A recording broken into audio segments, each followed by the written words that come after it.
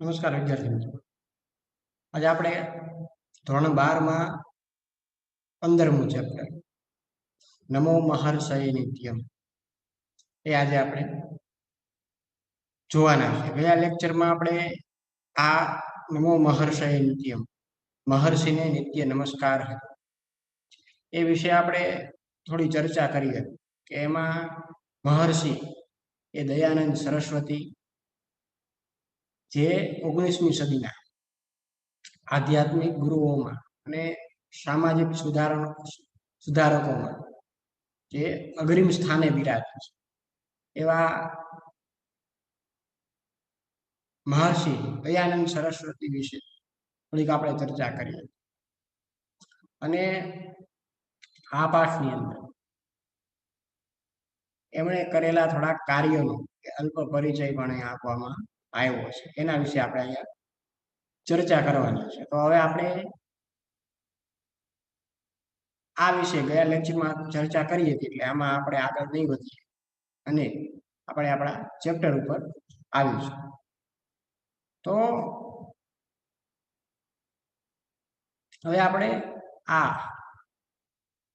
Chapter જોઈએ કે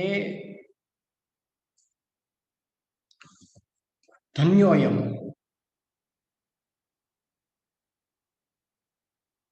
ભારત દેશે યત્ર કાલે કાલે દેશ સેવાય જનહિતાર્થં ચ મહાપુરુષાઃ જીવનમ સમર્પયન્તિ. કે ધન્યોહમ ધન્ય અયમ, ધન્ય આ એવું એનો અર્થ થાય. યત્ર ભારત દેશો, ભારત દેશ, ધન્યોયમ ધન્ય અયમ. આપણે એને છૂટું કરીએ તો અહીં સંધિ કરવામાં આવી છે. ધન્યો અયમ આપણે એને છૂટું પાડીએ તો આપણે અહીં દર્શાવીએ કઈ રીતે છૂટું પડે.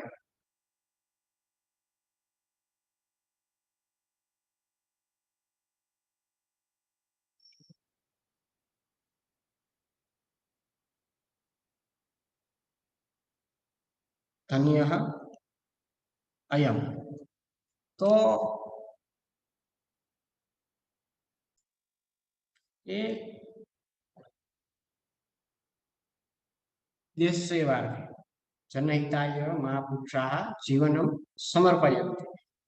ધન્ય અયમ એટલે કે ધન્ય આ યત્ર કાલે કાલે દેશ સેવાય જનહિતાર્થ ચ મહાપુરુષાઃ જીવનમ સમર્પયન્તિ. અહીં દેશ સેવાય એટલે દેશસ્ય સેવા, તસ્યે ષષ્ઠી તત્પુરુષ સમાસ ત્યાં કરવામાં આવ્યો છે. એટલે કે દેશ સેવા માટે, કાલે એટલે સમયમાં, યત્ર એટલે જ્યાં, ત્યાં આ અવ્યય છે. મહાપુરુષાઃ એટલે કે મહાપુરુષો, જનહિતાર્થ જનાનામ હિતમ, ષષ્ઠી તત્પુરુષ સમાસ ત્યાં પણ કરવામાં આવ્યો છે. અથવા જનહિતાય ઇતિ ચતુર્થી તત્પુરુષ સમાસ. આમ એટલે કે લોક કલ્યાણ માટે, જનહિત કાજે, આવો એનું રૂપ થાય. તો સમર્પયંતિ સમ ઉપસર્ગ છે અને રૂ ધાતુ છે. આપણે જોઈએ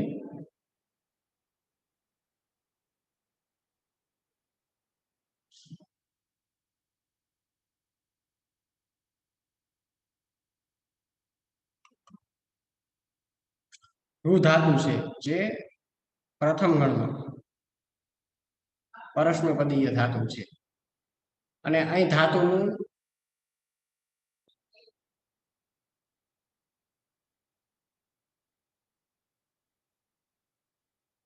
પ્રેરકનું રૂપ મૂકવામાં આવ્યું છે.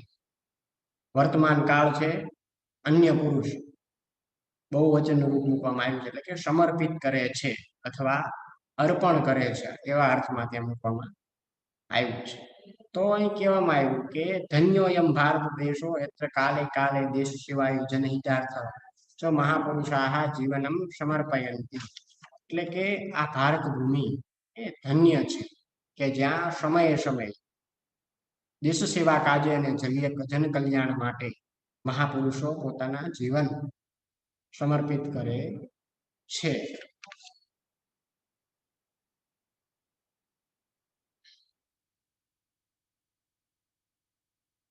एतादृशेषु एकतमः महर्षि दयानन्द. एकादृशेषु एकतमः महर्षि दयानन्द. तस्य महर्षेः दयानन्दस्य जन्म सौराष्ट्रदेशे राजकोट जनपदस्य टङ्कारा नामक नगरे टङ्कारा नामक ग्रामे अभवत्. तस्य पिता કરશન ત્રિવેદી તથા ચ માતા અમૃતબેન આશિત. અહીં આપણે જે જોઈ રહ્યા છીએ એ દયાનંદ સરસ્વતીનો આપણે પરિચય જોઈ રહ્યા છીએ. એટલે આપણે થોડું વાંચી લઈએ પછી એનો ભાવાર્થ કરીશું. પિતા બાલ્યકાલે તસ્ય મૂળ શંકર ઇતિ નામકરણમ અકરોત. અહીં કહેવામાં આવ્યું કે અસ્ય મહર્ષિ એટલે કે એતાદૃશુ એકતમઃ મહર્ષિ દયાનંદ. એતાદૃશેષુ એટલે કે આ પ્રકારનાઓમાં કે જેમણે આ દેશ સેવા માટે ભારત દેશની દેશ સેવા માટે પોતાનું જીવન જનહિતાર્થમ બીજા લોકોના કલ્યાણ માટે એવા મહાપુરુષે જે જીવન સમર્પિત કર્યું એમાં એક હતા મહર્ષિ દયાનંદ. અસ્ય મહર્ષે દયાનંદસ્ય જન્મ સૌરાષ્ટ્ર દેશે રાજકોટ જનપદસ્ય ટંકારા નામકે ગ્રામે અભવત. અસ્ય મહર્ષે કે આ મહર્ષિનો જન્મ સૌરાષ્ટ્ર દેશે એટલે કે સૌરાષ્ટ્ર દેશના રાજકોટ જનપદસ્ય રાજકોટ જિલ્લાના ટંકારા નામકે ગ્રામે ટંકારા નામના ગામમાં અભવત ભવ ધાતુ અહીં યસ્તન ભૂતકાળનું રૂપ મૂકવામાં આવ્યું છે. ભૂ ધાતુ છે એ પ્રથમ ગણનો પરસ્મૈપદીય ધાતુ છે. અહીં યસ્તન ભૂતકાળનું રૂપ મૂકવામાં આવ્યું છે. અન્ય પુરુષ એક વચનનો એટલે કે થયો હતો. આ મહર્ષિ દયાનંદનો જન્મ સૌરાષ્ટ્ર જિલ્લાના સૌરાષ્ટ્ર દેશના રાજકોટ જિલ્લાના ટંકારા નામના ગામમાં થયો હતો. તસ્ય પિતા કરશન ત્રિવેદી માતા ચ અમૃતબેન આશિત. તેના પિતાનું નામ કરશનભાઈ ત્રિવેદી અને માતાનું નામ અમૃતબેન હતું. પિતા બાલ્યકાલે તસ્ય મૂળ શંકર ઇતિ નામકરણમ અકરોત. અહીં બાલ્યકાલે એટલે કે બાળપણમાં શૈશાવસ્થામાં ઇતિ નામકરણ એટલે એવું નામ અકરોત કર્યું હતું. મૂળ શંકર એવું એમનું નામ કર્યું હતું. આપણને આ પ્રશ્ન પૂછાઈ શકે કે મહર્ષિ દયાનંદ સરસ્વતીનું બાળપણમાં નામકરણ સંસ્કાર ત્યારે એનું નામ શું હતું? તો કે મૂળ શંકર એમનું નામ હતું. હવે આગળ વધીએ.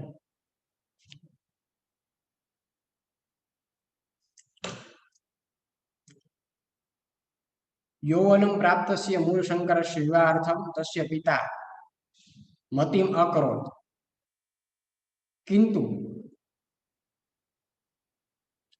તસ્મે નારોચત સહ શાશ્વતસ્ય શિવસ્ય પ્રાપ્ત્યર્થમ પિતરમ ગૃહમ ચાત્યજત. કે કહેવામાં આવ્યું કે સહ શાશ્વતસ્ય શિવસ્ય પ્રાપ્ત્યર્થમ પિતરમ ગૃહમ ચાત્યાજત. કે યૌવન પ્રાપ્તસ્ય એટલે કે યુવાની પામેલા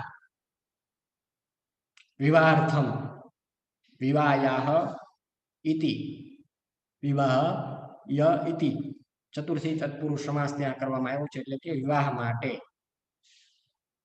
મતિમ તસ્ય પિતા એટલે કે તેના પિતા મતિમ એટલે વિચારને અકરોત એટલે કે ક્રુ ધાતુ છે ત્યાં 8મા ગણનું ઉભયપદીય ધાતુ છે અહીં યસ્તન ભૂતકાળ અન્ય પુરુષ એક વચનનું રૂપ મૂકવામાં આવ્યું છે, એટલે કે કર્યો. પિતુહુ એટલે કે પિતૃ, ઋકારાંત શબ્દ છે ત્યાં મૂળમાં, અને અહીં પુલ્લિંગ ષષ્ઠી એક વચનનું રૂપ મૂકવામાં આવ્યું છે, એટલે કે પિતાની. ના રોચત પિતુ તસ કિંતુ પિતુ ઈચ્છા તસ્મે ના રોચત. ના રોચકમાં રૂચ ધાતુ છે, એ પણ પ્રથમ ગણનો આત્મનેપદીય ધાતુ છે. અહીં ધાતુનું યસ્તન ભૂતકાળ અન્ય પુરુષ એક વચનનું રૂપ આપવામાં આવ્યું છે, એટલે કે ગમી નહીં. શાશ્વતસ્ય શિવસ્ય, શિવલિંગ સ્વરૂપે નહીં પણ શાશ્વત સ્વરૂપે રહેલા શિવને અથવા પરમ શિવ તત્વને. પ્રાપ્ત્યર્થમ, પ્રાપ્તયે ઇતિ ચતુર્થી તત્પુરુષ સમાસ, એટલે કે મેળવવા માટે. પિતરમ એટલે કે પિતાને. ચ અત્યજત, ચાત્યજત એવું છે અહીં. તો ચ અત્યજત, ત્યજ ધાતુ છે પ્રથમ ગણનો, પરસ્મૈપદીય ધાતુ છે. અહીં ધાતુનું યસ્તન ભૂતકાળ અન્ય પુરુષ એક વચનનું રૂપ આપવામાં આવ્યું છે, એટલે કે ત્યાગ કર્યો. અહીં કહેવામાં આવ્યું કે એમણે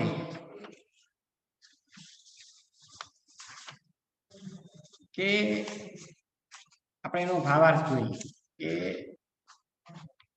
મહર્ષિ દયાનંદ સરસ્વતી શું કર્યું, તો કે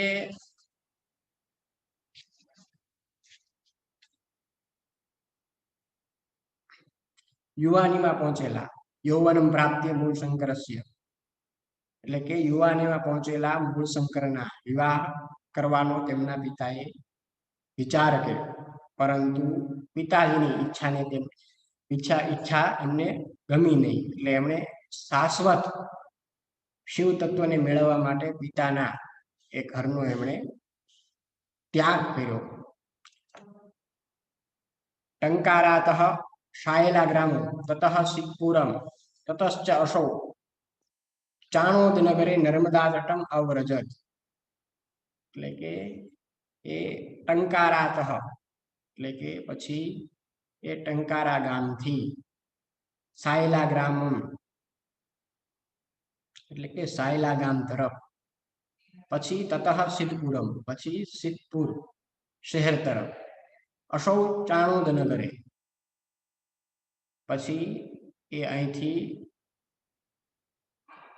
નર્મદા તટે આવેલા ચાણોદ, જેનો જિલ્લો વડોદરા લાગે, એ ગામમાં એ ગયા. અવ્રજત એટલે ગયા. કે અહીં નર્મદા તટમમાં ગત્યર્થમ ધાતુના એ પ્રયોગમાં અહીં દ્વિતીય વિભક્તિનો પ્રયોગ કરવામાં આવ્યો છે, અને અવ્રજતમાં વ્રજ ધાતુ છે, જે પ્રથમ ગણનો પરસ્મૈપદીય ધાતુ છે, અને અહીં ધાતુનું યસ્તન ભૂતકાળ અન્ય પુરુષ એક વચનનું રૂપ મૂકવામાં આવ્યું છે, એટલે કે પહોંચ્યા. તત્ર ગુરુઃ પૂર્ણાનંદા સંન્યાસ દીક્ષામ ગૃહીત્વા સંન્યાસી અભવત.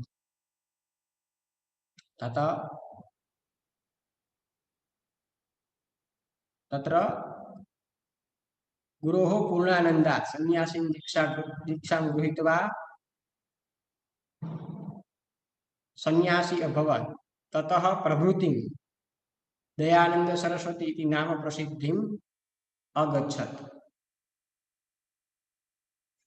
કે તત્ર ગુરુ પૂર્ણાનંદા એટલે કે પૂર્ણાનંદ નામના એક સંન્યાસી પાસેથી એમણે સંન્યાસની દીક્ષા ગૃહીત્વા લઈને સંન્યાસી ભવત એ સંન્યાસી થયા. તતઃ પ્રભૃતિ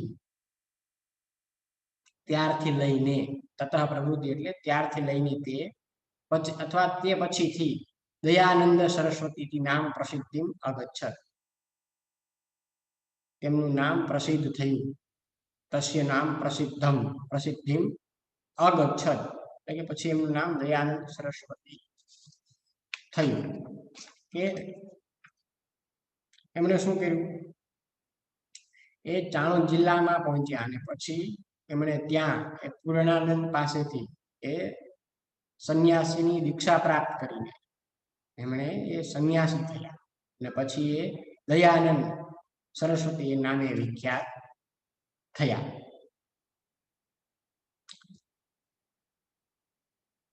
ईश्वरस्य साक्षात्कारस्य तीव्राम् इच्छां मनसि धृत्वा अयं दयानन्दः इतस्ततः पर्यटत् परन्तु तस्य इच्छा कथमपि न फलिता. एकदा स कस्यचित् महानुभावस्य प्रेरणया मथुरायां गुरुः विरजानन्दस्य सकाशम् अगच्छत्.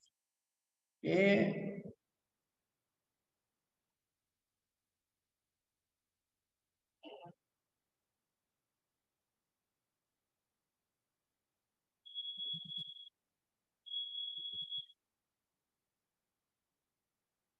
એકવાર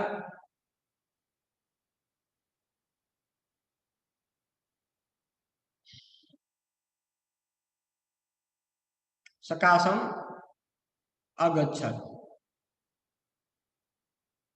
વિરજાનંદ તમ વિવિધાઃ વિદ્યાઃ ઉપદિશત.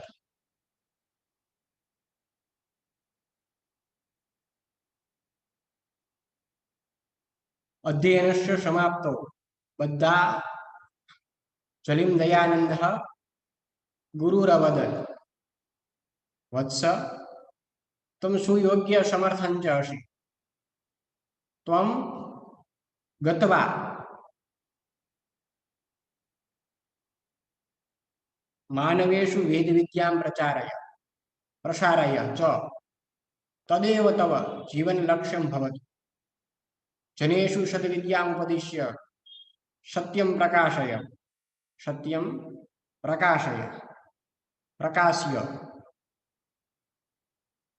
કુરીઢબંધનાनि ત્રોટય અંધશ્રદ્ધાય અંધકારं વિદારય એવં જનસેવાં કૃત્વા કર્મશીલં જીવनं યાપય.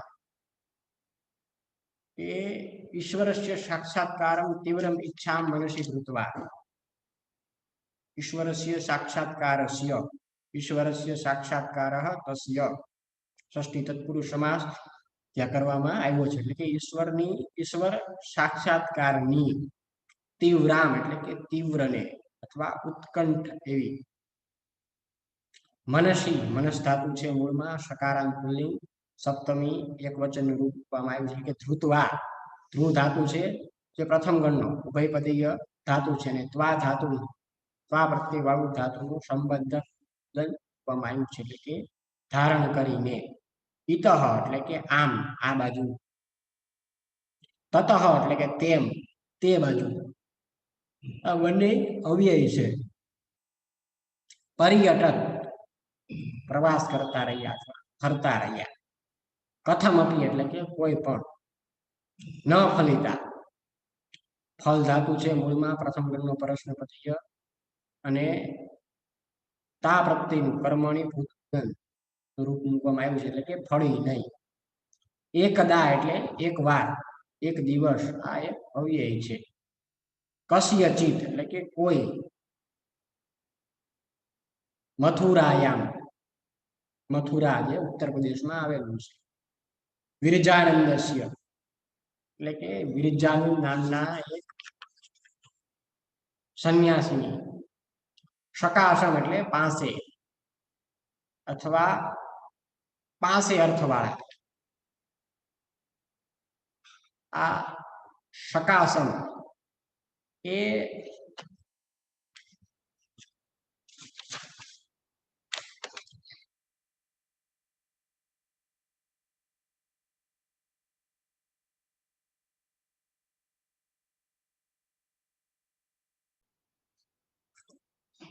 સકાશમ એ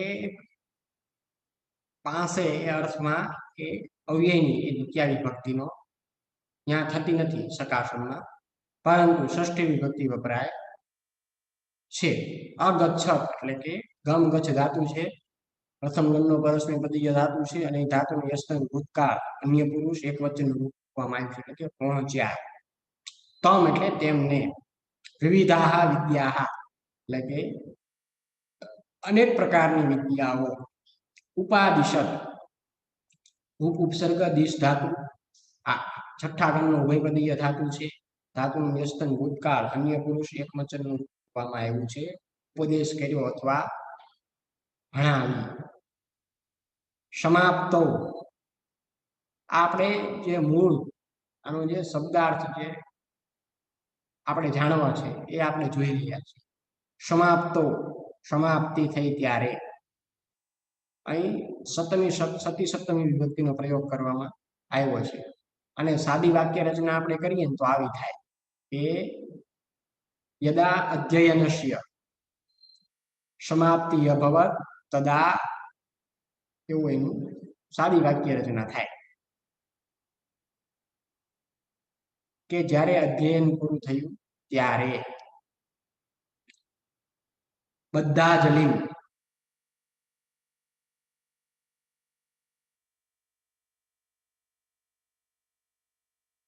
બધા જ લિંગ એટલે બદ્ધ અંજલિ એન સહ.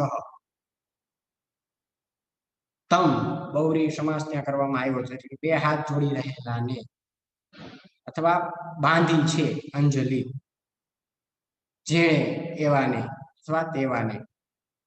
ગુરુ અવદત એટલે ગુરુએ કહ્યું. વત્સ આ સંબોધન છે કે હે શિષ્ય, હે પુત્ર. આ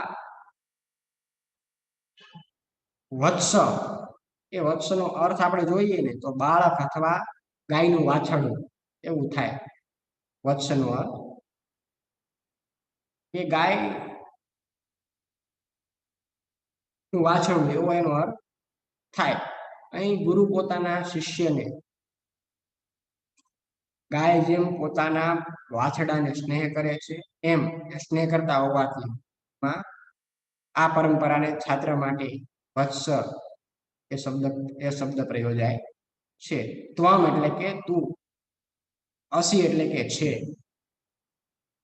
ઈતઃ એટલે કે અહીંથી, ગત્વા ગમ ગચ્છ ધાતુ પ્રથમ ગણનો પરસ્મૈપદીય ધાતુ છે ને ધાતુ સંબંધક ભૂતકૃદંતનું રૂપ મૂકવામાં આવ્યું છે એટલે કે જઈને. માનવેશુ એટલે કે લોકોમાં, મનુષ્યોમાં.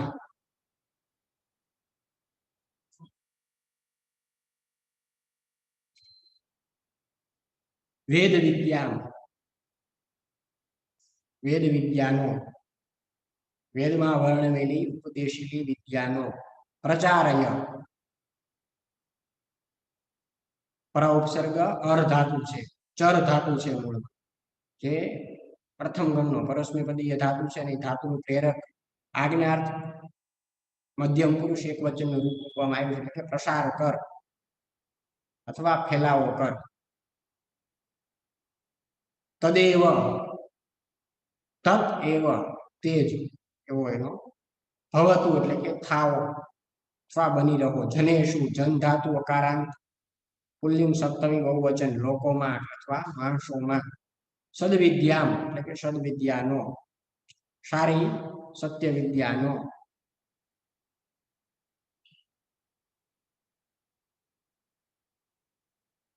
સત્યમ પ્રકાશય, સત્યમ એટલે કે સાચી વાતનો, સત્યનો.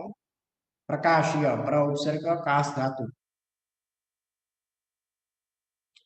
પ્રથમ ગણનો આત્મનેપદીય ધાતુ છે ને ધાતુનું ત્વા પ્રત્યયાંત ને ય સંબંધક ભૂતદંતનું આપવામાં આવ્યું છે પ્રકાશિત કરીને અથવા અજવાળું પાથરીને. કુરુડી બંધનાની, કુરુઢીનામ બંધનાની, ષષ્ઠી તત્પુરુષ સમાસ એટલે કે કુરિવાજોના બંધનને અથવા કુરિવાજોના બંધનોને.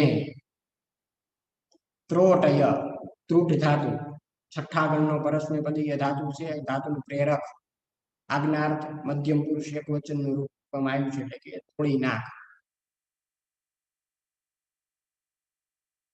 એમણે કહ્યું કે ઈશ્વરના સાક્ષાત્કાર ઈશ્વરસ્ય સાક્ષાત્કારમ તીવ્રમ ઈચ્છા મનુષ્ય હૃત્વા અયમ દયાનંદ ઇતસ્તતઃ પર્યટત, કે ઈશ્વરના સાક્ષાત્કારની તીવ્ર ઈચ્છા મનમાં ધારણ કરીને આ દયાનંદ આમ તેમ ફરતા રહે, પરંતુ તેમની ઈચ્છા કોઈ પણ પ્રકારે ફળી નહીં. એક દિવસ તેઓ કોઈક મહાનુભાવની પ્રેરણાથી મથુરામાં એટલે કે ઉત્તર પ્રદેશમાં ગુરુ વિરજાનંદની પાસે ગયા. ગુરુ વિરજાનંદે તેમને વિવિધ વિદ્યાઓમાં ઉપદેશ આપ્યો, વિવિધ વિદ્યાઓનો ઉપદેશ આપ્યો. અને એ અધ્યયન સમાપ્ત થયું ત્યારે એમણે કહ્યું કે હે વત્સ, તું સ્વયોગ્ય અને સામર્થ્યવાન છે.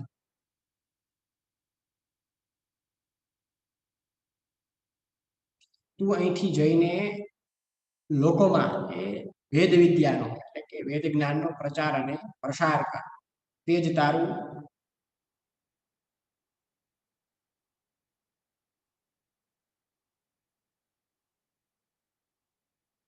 જીવન ધ્યેય છે.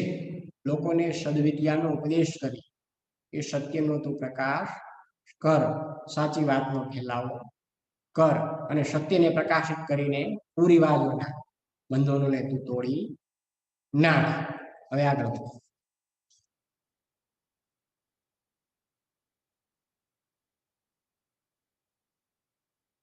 અંધશ્રદ્ધાયા અંધકારમ વિદારય એવં જનસેવામ કૃત્વા કર્મશ્રેતમ જીવનમ યાપય.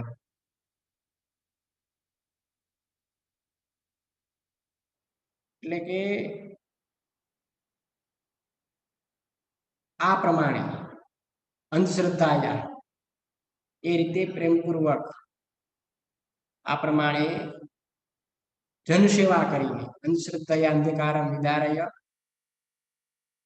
એવં જનસેવા કૃત્વા કર્મશીલમ જીવનમ યાપય.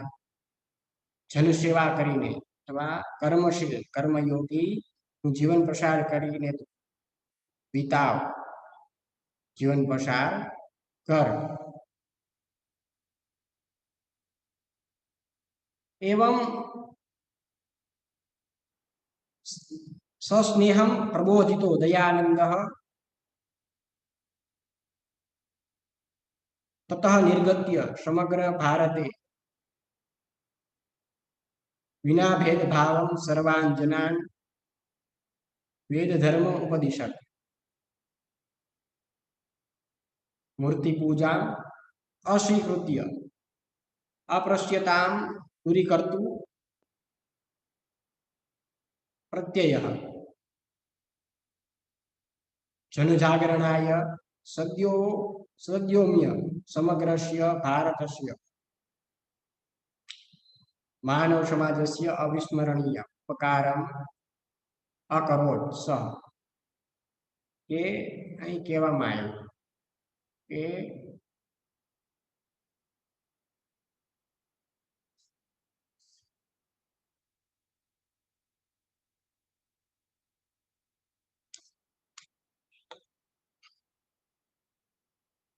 एवं स्नेह प्रबोधितो दयानंद एवं स्नेहम स्नेहेन सह अव्ययी भाव समास ત્યાં કરવામાં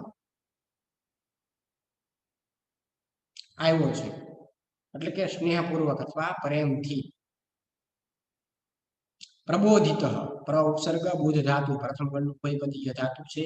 અહીં ધાતુનું કર્મણી ઉત્કૃદંત એટલે કે ઉપદેશાયેલો અથવા ઉપદેશ કરવામાં આવ્યો છે, જેને તેઓ નિર્ગત્ય નિર પ્રત્યય છે, નિર ઉપસર્ગ છે અને ગમ ધાતુ છે. પ્રથમ ગણનો પરસ્મૈપદીય ધાતુ છે ને એ ધાતુનું સંબંધક ઉત્કૃદંતનું રૂપ મૂકવામાં આવ્યું છે. નીકળીને વિના ભેદભાવ કોઈ પણ જાતના અર્થાત સ્ત્રી પુરુષ નાના મોટા ઉચ્ચ નીચ ના ભેદભાવ વિના સર્વાન એટલે કે બધાને વેદ ધર્મ વેદમાં કહેલા ધર્મને ઉપાદિશત ઉપસર્ગ દિશ ધાતુ આપણે જોયો તો પેલા પણ છઠ્ઠા ગણનો પરસ્મૈપદીય ધાતુ છે. અહીં ધાતુનું યસ્તન ભૂતકાળ અન્ય પુરુષ એક વચન રૂપવામાં આવ્યું છે. ઉપદેશ કર્યો, ઉપદેશ આપ્યો. અસ્વીકૃત્ય સ્વપ્રત્યય સ્વ ઉપસર્ગ ક્રુ ધાતુ 8મા ગણનું ઉભયપદીય ધાતુ છે ને એ ધાતુનું ચીરું ચીરું પ્લસ ત્વા પ્રત્યય વાળું આપણે જોઈએ.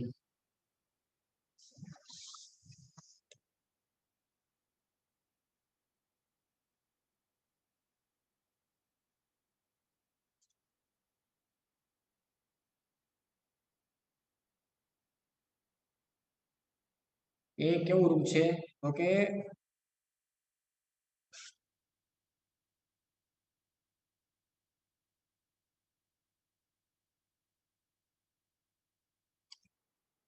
આવું રૂપ છે ત્યાં.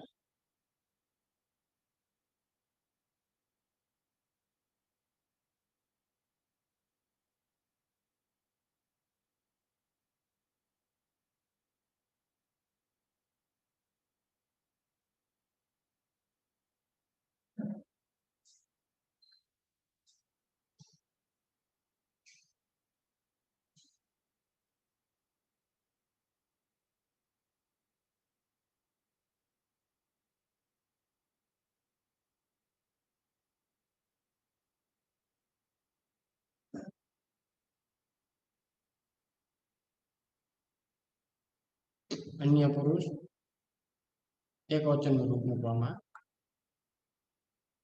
આવ્યું છે. એટલે કે અહીં ન સ્વીકૃત્ય નહીં તત્પુરુષ સમાસ થયો છે.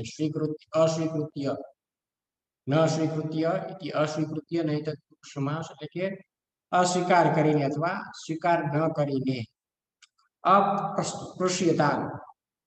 અપૃશ્યતાને અથવા આભડછેટને. દૂરીકર્તુમ ચીવરૂપ આની જેવું જ દૂર ક્રુ ધાતુ 8મા ગણનો અને તુમ પ્રત્યયવાળું હેતુર્થક પુનઃનું રૂપ આપવામાં આવ્યું છે. એટલે કે દૂર કરવા માટે. દૂર કરવા માટે પ્રયત્ય પ્ર ઉપસર્ગ યત ધાતુ પ્રથમ ગણનો આત્મનેપદીય ધાતુ છે. ત્વા પ્રત્યય વાળું ય સંબંધક ભૂતકૃતનું રૂપ આપવામાં આવ્યું છે. એટલે કે પ્રયત્ન કરીને. જનજાગરણાય જન જાગૃતિ માટે. સદા એટલે હંમેશા. ઉદ્યમ્ય ઉદ ઉપસર્ગ યમ ધાતુ પ્રથમ ગણનો ઉભયપદીય ધાતુ છે ને ધાતુનું સંબંધક ભૂતકૃતનું રૂપ મૂકવામાં આવ્યું છે. એટલે કે ઉદ્યમ કરીને, મહેનત કરીને. અવિસ્મરણીયમ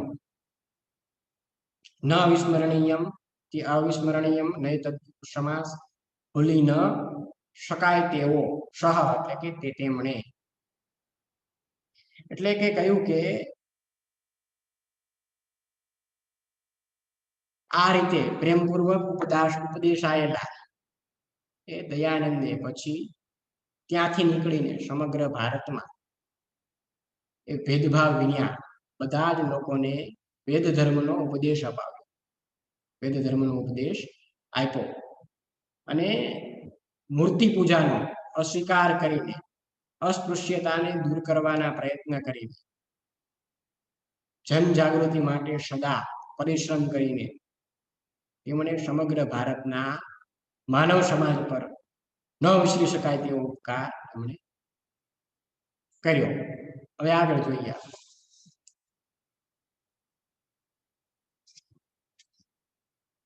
ये सद्विद्यायाः प्रचारय दयानन्देन बहवः ग्रन्थाः रचिताः.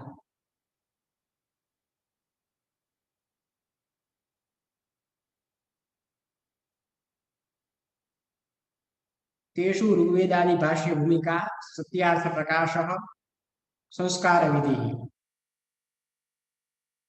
चेति प्रमुखाः ग्रन्थाः सन्ति.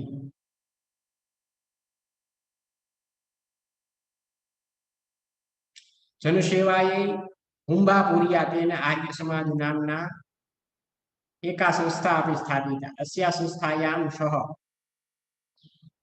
किमपि पदं न स्वीकृतवान् परन्तु सामान्य सदस्यताम् एव स्वीकृतवान्. ये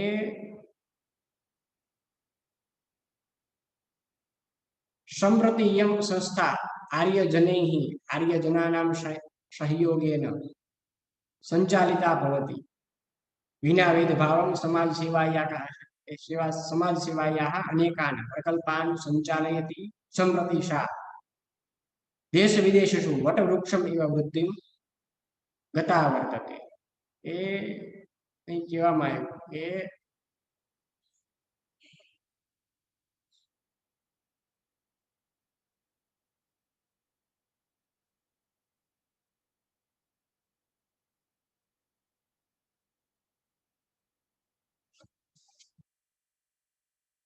સદવિદ્યાયા પ્રચારય દયાનંદેન, એટલે કે મહર્ષિ દયાનંદથી સદવિદ્યાના પ્રચાર માટે મહર્ષિ દયાનંદે બહવ, એટલે કે ઘણા બધા, અનેક ગ્રંથોની ગ્રંથો અથવા પુસ્તકો રચિતા, એટલે કે રચના કરી. જનસેવાએ મુંબાપુરિયા તેન આર્ય સમાજ નામના એકા સંસ્થા સ્થાપિત. એ તેषु ऋग्वेदादि भाष्य भूमिका सत्य प्रकाश संस्कार विधि चेति प्रमुखाः ग्रंथाः सन्ति. एमणे जे ग्रंथो रच्या एनी वात અહીં કરવામાં આવી છે. એમણે કયા ગ્રંથો રચ્યા? ऋग्वेदादि भाष्य भूमिका. ऋग्वेदादि भाष्य भूमिका નામનો ગ્રંથ છે. મહર્ષિ દયાનંદે વેદો પર પોતાના ભાષ્યો લખ્યા હતા, કે જેમાં ઋગ્વેદના એ 7મા મંડળ સુધીનું જે ભાષ્ય લખાયું અને તેમનું અવસાન થયું. તેમના આ ભાષ્ય ગ્રંથોમાં તેમણે સૌપ્રથમ પરિચ્છેદ, અન્વય અને પછી ભાવાર્થ સમજાવ્યા છે. એ ઋગ્વેદાદિ ભાષ્ય ભૂમિકા. તો સત્યાર્થ, પ્રકાશ અને સંસ્કાર વિધિ એ ચેતિ પ્રમુખાः ગ્રંથાः સન્તિ.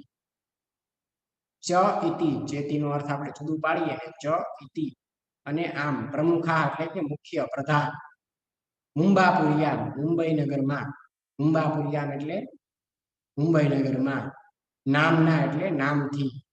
સ્થાપિતા, સ્થા ધાતુ પ્રથમ ગણનો પરસ્મૈપદીય ધાતુ છે. ત પ્રત્યયાંત સ્ત્રી આત્મનેપદી કર્મણી ભૂતગૃત રૂપ મૂકવામાં આવ્યું છે, એટલે કે સ્થાપી.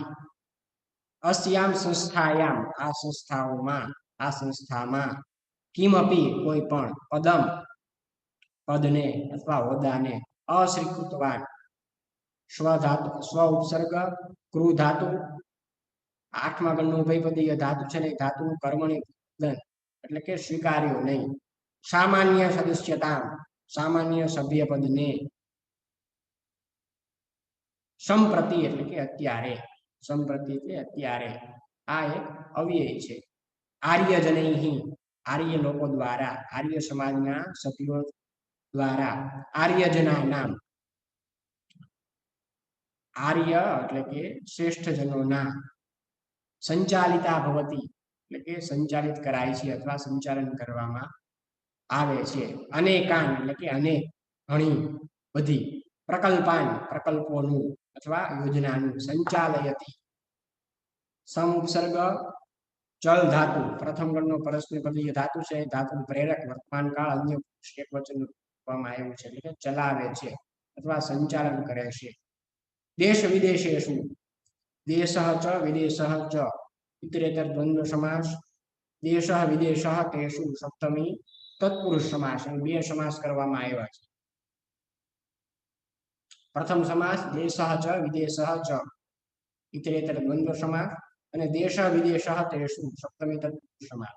એટલે કે દેશ પરદેશમાં વટવૃક્ષ એવા, વટવૃક્ષથી વૃક્ષની જેમ, વૃદ્ધિ એટલે કે વિકાસને, ગતા વર્તતે એટલે કે વિકસાવવા પામી છે. આ આપણો શબ્દાર્થ જોયો. હવે આપણે એનો પૂરો ભાવાર્થ જોઈએ. સદવિદ્યાયાઃ પ્રચારય દયાનંદેન. સદવિદ્યાના પ્રચાર માટે મહર્ષિ દયાનંદે અનેક ગ્રંથોની રચના કરી, અને એમાં એમણે ઋગ્વેદાદિ ભાષ્ય ભૂમિકા, સત્યાર્થ પ્રકાશ અને સંસ્કાર વિધિ નામના એમના મુખ્ય ગ્રંથો છે. અને એમણે લોકસેવા માટે મુંબઈ નગરમાં એક આર્ય સમાજ નામની એક સંસ્થાની પણ સ્થાપના કરી.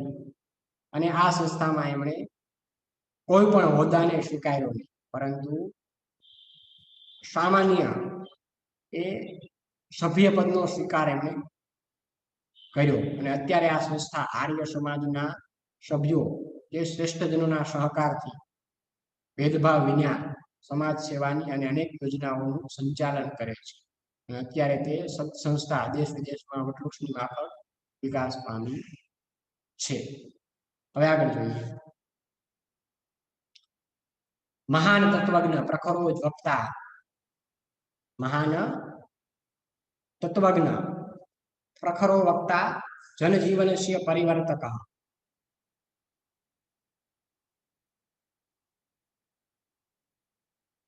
પ્રસિદ્ધો દેશભક્ત અર્વાચીનો મહર્ષિ દયાનંદ સ્વજીવનમ રાષ્ટ્રસ્ય સમુદ્ધારાય સમર્પયત.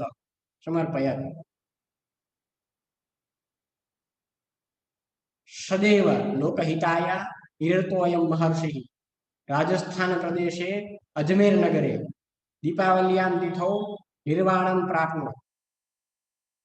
નમોસ્તુ રાષ્ટ્રસ્ય પુત્રાય મહર્ષય દયાનંદાય. જે કંઈ આપણે શ્લોક મૂકવામાં આવ્યો છે, પેલા આપણે શ્લોકનું પઠન કરી લઈએ, પછી આ પેરેગ્રાફની સાથે આપણે એનું કંઈ કરીશું. નમો મહર્ષયે નિત્યમ દયાનંદાય ધીમતે વેદ ધર્મો જગત ભૂત્યે येन लोके प्रसारितः. ફરીવાર જોઈએ. નમો મહર્ષયે નિત્યમ દયાનંદાય ધીમતે વેદ ધર્મો જગત ભૂત્યે येन लोके प्रसारितः. હવે પેલા આપણે પેરેગ્રાફનો ભાવાર્થ જાણીએ અને પછી આ શ્લોકની અંદર શું કહેવામાં આવ્યું છે એ આપણે જોઈએ. મહાન તત્વજ્ઞ, તત્વમ જાનાસી તત્વજ્ઞ, ઉપપદ તત્પુરુષ સમાસ ત્યાં કરવામાં આવ્યો છે, એટલે કે તત્વજ્ઞાનને જાણનાર, તત્વજ્ઞાની, જેને આપણે કઈ આપણે એનો સાથે ગુજરાતી પણ થોડો અર્થ જે હાર્ડ હોય એ આપણે સાથે જોતા જશું. તત્વજ્ઞાની.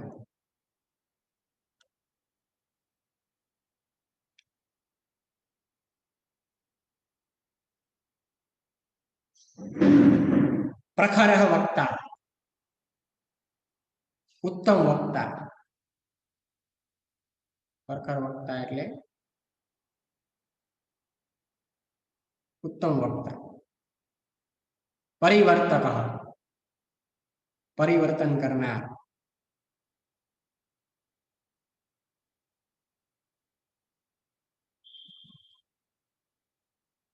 પરિવર્તન કરનાર અથવા ફેરફાર લાવનાર. પ્રસિદ્ધ દેશભક્ત, પ્રસિદ્ધ દેશભક્ત એટલે કે પ્રખ્યાત દેશભક્ત.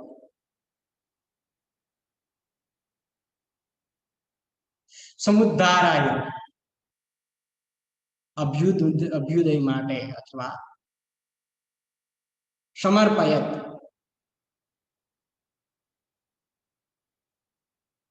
સમ ઉપસર્ગ છે અને અર્પ ધાતુ છે,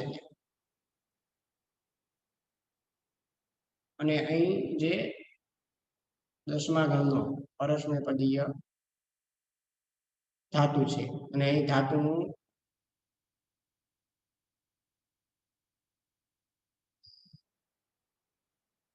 યસ્થન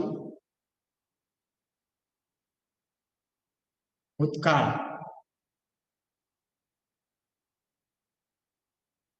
અન્ય પુરુષ,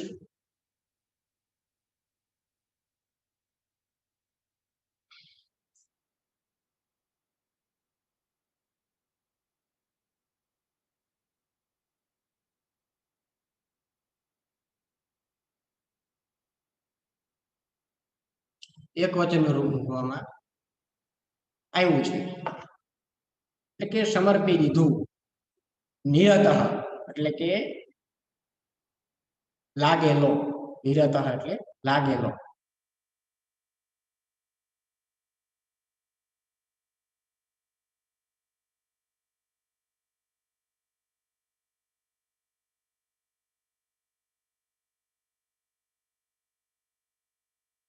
અયમ એટલે કે આ, રાજસ્થાન પ્રદેશ એટલે કે રાજસ્થાન પ્રદેશમાં, રાજ્યમાં, અજમેર નગરે એટલે કે અજમેર નામના નગરમાં, દીપાવલિયા એટલે કે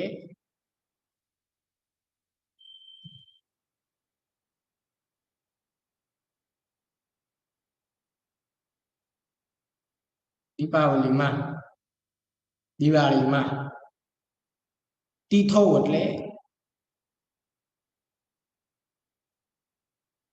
તિથિમાં અથવા દિવસે, નિર્વાણમ એટલે કે નિર્વાણ અથવા અવસાન, નિર્વાણનો અર્થ થાય નિર્વાણ અથવા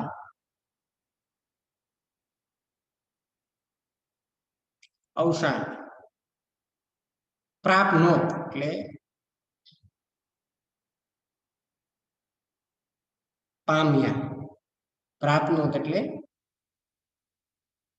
પામ્યા. રાષ્ટ્રસ્ય એટલે કે રાષ્ટ્રના, સપુત્રાય એટલે કે સપુત્રને અથવા સપૂતને, નમઃ અસ્તુ નમસ્કાર થાવ. હવે આપણે નમો મહર્ષિ નિત્યમ દયાનંદાય ધીમતે વેદ ધર્મો જગત ભૂતિ એને લોકે પ્રસારિત. આ શ્લોકનો આપણે પેલા અન્વય જોઈએ.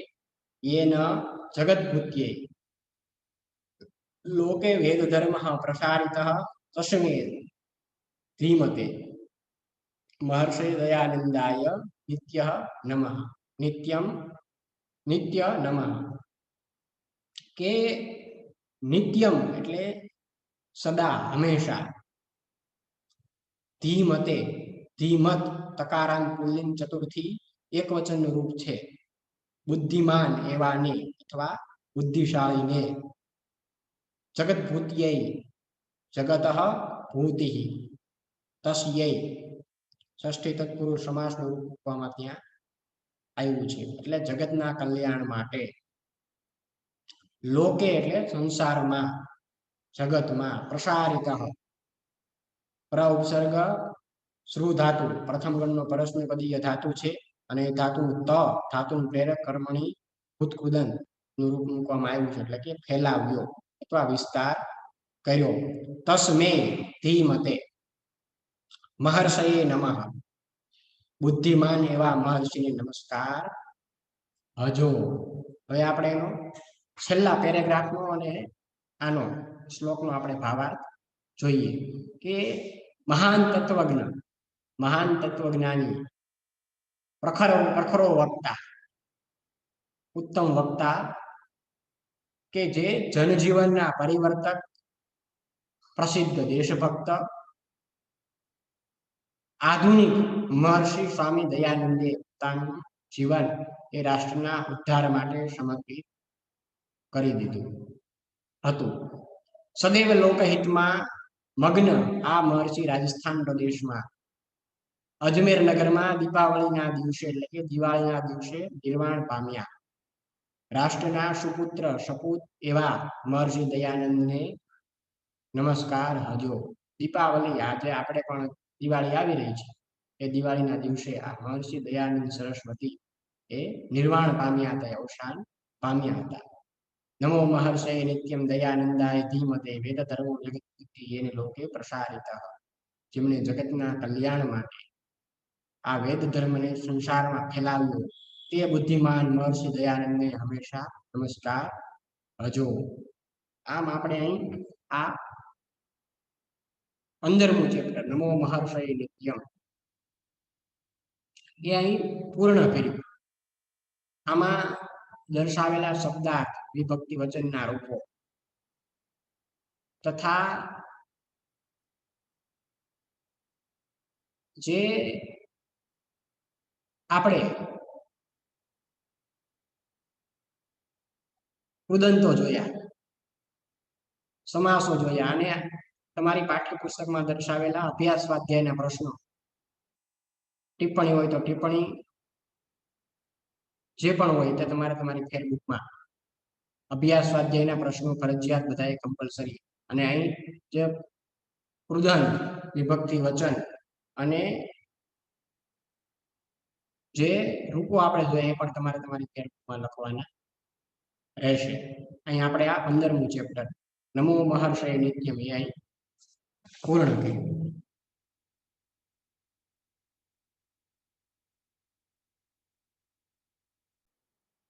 હવે આપણે 16મું ચેપ્ટર પુત્તલિકા પરીક્ષા એ આપણે જોવાના છે. તો આ પુત્તલિકા પરીક્ષા એની અંદર શું દર્શાવવામાં આવ્યું છે એના વિશે પહેલા આપણે થોડું જાણી લઈએ કે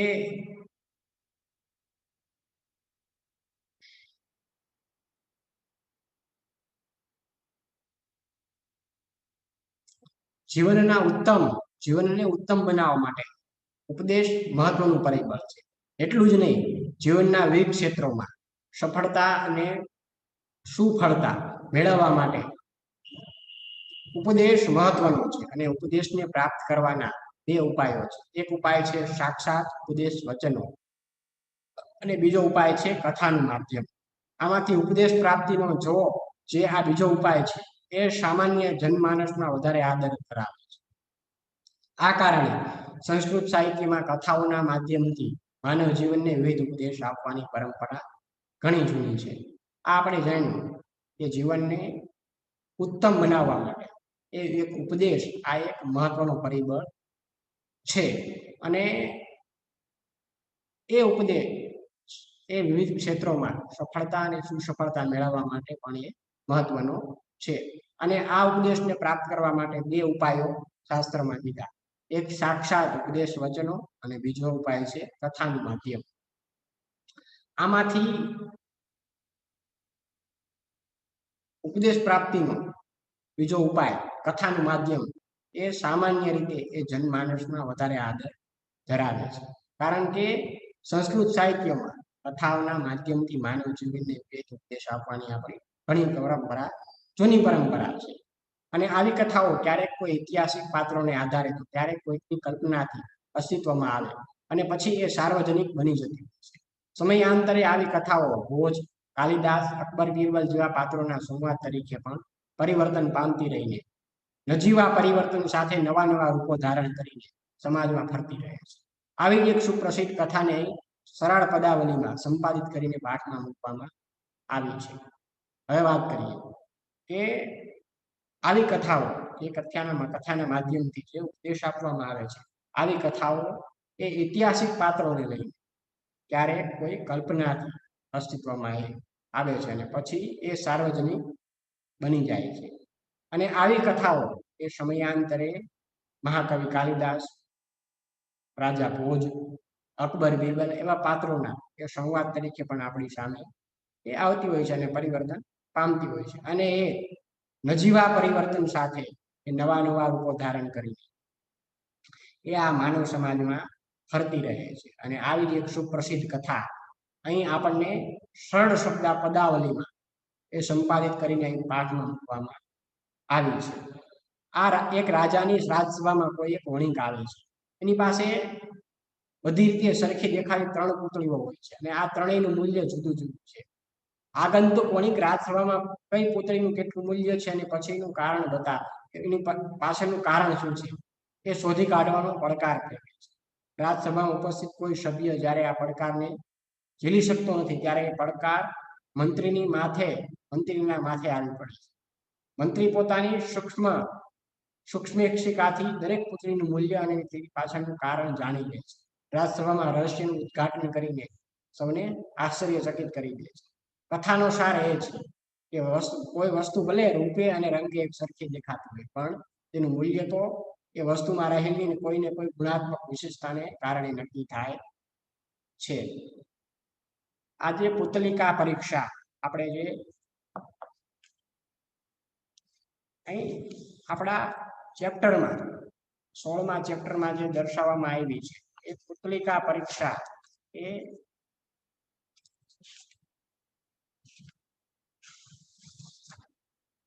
એનો ભાવાર્થ આપણે જોઈએ તો કેવો થાય ખબર છે? પુતળીઓની પરીક્ષા. પુતળીઓની પરીક્ષા એટલે કે પરખ. પુતળીઓની પરખ ક્યાંય કેમ આવ્યું કે એક રાજસભાની અંદર રાજસભામાં એક વણિક આવે છે ને એ બધી સરખી દેખાતી 3 પુતળીઓ લાવે છે અને આ ત્રણેય પુતળીઓનું મૂલ્ય જુદું જુદું છે એક જ હરખી પણ એનું મૂલ્ય જુદું જુદું છે અને એ જે આવેલો આગંતુક એટલે કે આવેલો વણિક એ રાજસભામાં કઈ પુતળીનું મૂલ્ય કેટલું છે અને એની પાછળનું કારણ શું છે એ શોધી કાઢવાનો પડકાર એ રાજસભામાં ફેંકે છે અને રાજસભામાં જે ઉપસ્થિત હોય છે એ સભ્યો આ પડકારને ઝીલી શકતા નથી ત્યારે આ પડકાર એ મંત્રીને માથે આવે છે અને મંત્રી પોતાની પછી સૂક્ષ્મેશિકાથી દરેક પુતળીનું મૂલ્ય 3 પુતળીઓમાંથી દરેક પુતળીઓનું મૂલ્ય એની પાછળનું કારણ એ જાણી લે છે અને પછી આ રાજસભામાં એ રહસ્યનું ઉદ્ઘાટન કરીને એ બધા એને આશ્ચર્યચકિત કરે છે કથાસાર એ જ છે કે કોઈ વસ્તુનું ભલે રૂપે અને રંગે એક સરખી દેખાતી હોય પણ એનું મૂલ્ય તો એની વસ્તુમાં રહેલી કોઈને કોઈ ગુણાત્મક વિશેષતાને કારણે એ નક્કી થાય છે એ આ પુતલિકા પરીક્ષાનો મુખ્ય ઉપદેશ છે એનો કથાનો આ સાર છે આ આપણે 16મું ચેપ્ટર પુતલિકા પરીક્ષા એટલે કે પુતળીઓની પરખ એ ચેપ્ટરની અંદર શું છે આપણે જાણ્યું હવે પછીના લેક્ચરમાં આના વિશે આપણે ચર્ચા કરીશું હવે આપણે જે 15મું ચેપ્ટર જોયું એના અભ્યાસ સ્વાધ્યાયના પ્રશ્નો તથા જે વિભક્તિ વચન સમાસ ઉદંત સમાસ વિભક્તિ વચન સંધિઓ તમારી ફેરબુકમાં લખવાના રહેશે